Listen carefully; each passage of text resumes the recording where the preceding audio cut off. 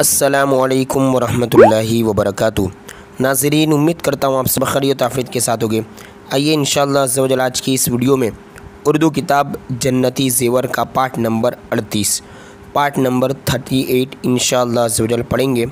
और काफ़ी लोग इसके मुंतज़िर थे, यानी इंतज़ार कर रहे थे, वेट कर रहे थे कि कब ये पार्ट आए। अब इंशाअल्लाह ये 38 से ये पार्ट कंटिन्यू किए जा रहे हैं जन्नती ज़ेवर के। अब कुछ पार्ट इंशाअल्लाह कंटिन्यू आपको मिलते रहेंगे।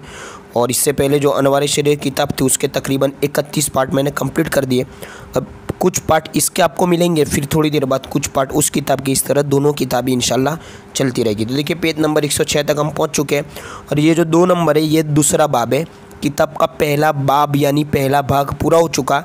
अब ये इसको आप पार्ट 2 भी कह सकते हैं, किताब का है ना, वीडियो का तो पार्ट 38 है, ठीक है। तो ये दूसरा बाब शुरू हो गया जिसका नाम है अखलाकियात, ठीक है। अखलाकियात को आप यूँ कह सकते हैं कि इंसान का स्वभाव, ठीक है, इंसान का कैरेक्टर कैसा होना चाहिए, अखलाकियात के बारे में बताया जा रहा है। अब देखिए शेर एक दिया है और इसके बारे में समझा रहा है कि मोहम्मद यानी वो हरफ़े नुख़ुस्ती किली के फ़ितरत का।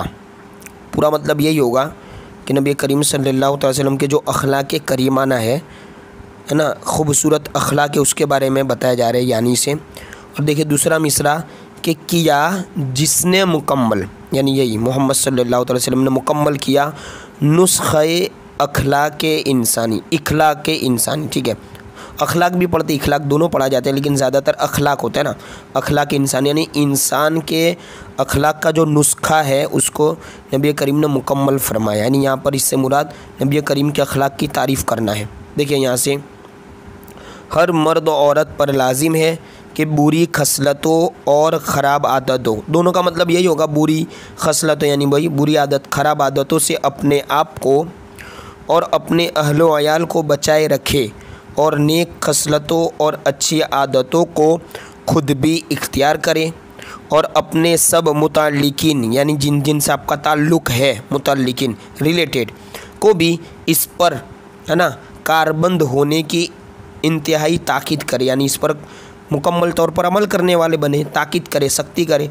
यूँ तो अच्छी आदतों और बुरी आदतों की तादाद बहुत ज़्यादा है, मगर हम यहाँ इन चंद, है ना, या फिर उन चंद या चंद यानी कुछ बुरी खसलतों और ख़राब आदतों का ज़िक्र करते हैं जिनमें अक्सर मुसलमान खुसूसन औरतें गिरफ़्तार हैं। और इन बुरी आदतों की वजह से लोग अपने दीन और दुनिया को, है ना, तबाह व बर्बाद करके दोनों जहान की सआदतों से महरूम हो रहे हैं। महरूम यानी कि न मिलना, सआदत, ठीक है। देखिए पहला नंबर, अब ये बुरी आदतें बता रहे हैं ना, तो बुरी आदत में पहला नंबर यही है, क्या, गुस्सा, ठीक है। अच्छा देखिए पहले नंबर पे बेमहल यानी बेजगह, कोई जगह ना हो, और बेमौका, मौका के बगैर बात पर बकसरत यानी ज़्यादातर गुस्सा करना, ये बहुत ख़राब आदत है। अक्सर यानी ज़्यादातर, ठीक है, 90% अक्सर यानी 80% जितना समझो, 50% से ज़्यादा। अक्सर ऐसा होता है इंसान गुस्से में आकर दुनिया के बहुत से बने बनाए कामों को बिगाड़ देता है और कभी कभी गुस्से की जल्लाहट में खुदावंद करीम की नाशुक्री और कुफ्र का कलीमा बकने लगता है, ठीक है, और अपने ईमान की दौलत को गारत और बर्बाद कर डालता है। इसीलिए रसूलुल्लाह सल्लल्लाहु अलैहि वसल्लम ने अपनी उम्मत को बेमहल यानी कोई महल ना हो, बग़ैर वजह, ठीक है, वजह से भी गुस्सा तो नहीं करना चाहिए, बेमहल और बात बात पर गुस्सा करने से मना फरमाया।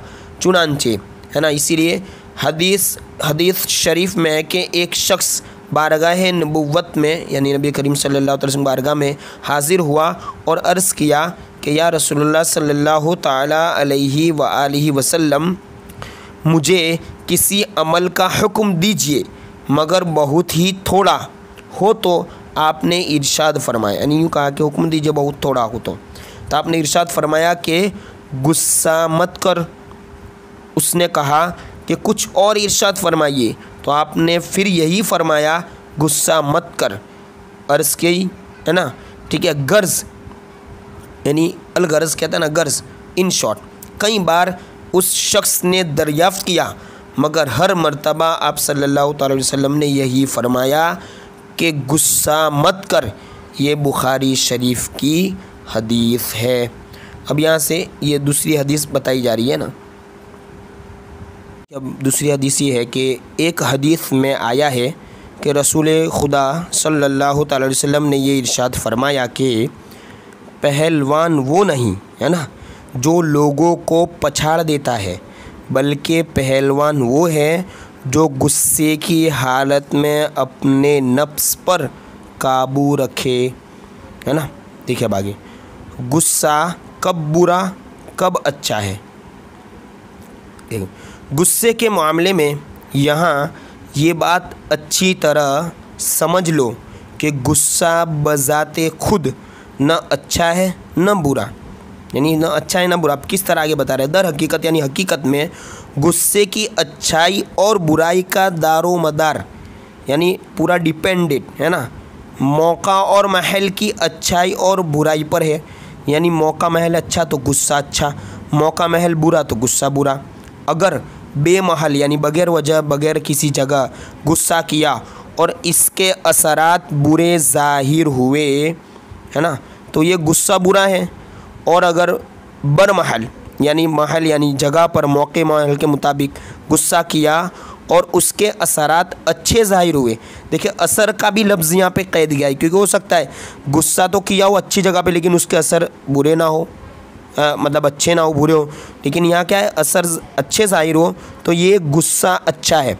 मसलन किसी भूखे प्यासे दूध पीते बच्चे के रोने पर, है ना, तुमको गुस्सा आ गया और तुमने बच्चे का गला घोंट दिया, तो अचानक तुम्हारा ये गुस्सा बिल्कुल ही बेमहल है, यानी ये कोई वजह ही नहीं, बच्चा तो रोएगा नहीं तो क्या करेगा फिर वो, इसलिए ये गुस्सा बुरा है। और अगर किसी डाकू को डाका डालते वक्त देखकर तुमको गुस्सा आ गया और तुमने बंदूक चलाकर उस डाकू का खात्मा कर दिया, तो चूँकि तुम्हारा ये गुस्सा बिल्कुल बरमहल है यानी कंप्लीट है, जगह मौका महल के मुताबिक है, लिहाजा ये गुस्सा बुरा नहीं बल्कि अच्छा है।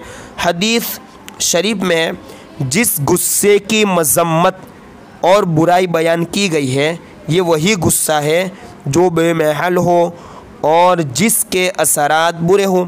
बिल्कुल जाहिर बात है कि गुस्से में रहम की जगह बेरहमी और अदल यानी इंसाफ, अदल की जगह जुल्म, शुक्र की जगह नाशुक्री, ईमान की जगह कुफ्र हो, तो भला कौन कह सकता है कि ये गुस्सा अच्छा है।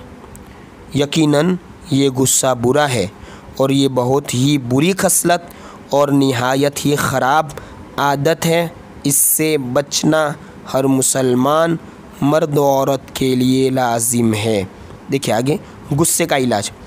जब बेमहल गुस्से की जल्लाहट आदमी पर सवार हो जाए तो रसूलुल्लाह सल्लल्लाहु अलैहि वसल्लम ने फरमाया कि उसको चाहिए, यानी जिस शख्स को गुस्सा आया ना उसको चाहिए कि वो फ़ौरन ही वज़ू करे, इसलिए कि बेमहल और मुज़िर यानी नुकसान पहुंचाने वाला, ज़रर पहुंचाने वाला गुस्सा दिलाने वाला शैतान है और शैतान आग से पैदा किया गया है और आग पानी से बुझ जाती है, इसलिए वज़ू गुस्से की आग को बुझा देता है।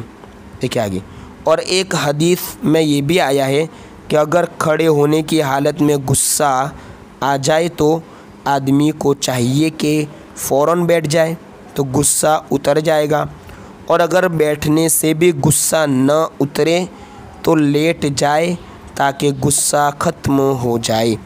इंशाअल्लाह अज़्ज़ा वजल अब आगे पार्ट नंबर 39 में हसद, है ना, जेलसी, जलना, ये एक बीमारी है, ये भी बुरी खसलत है, बुरी आदत, इसके बारे में पढ़ेंगे।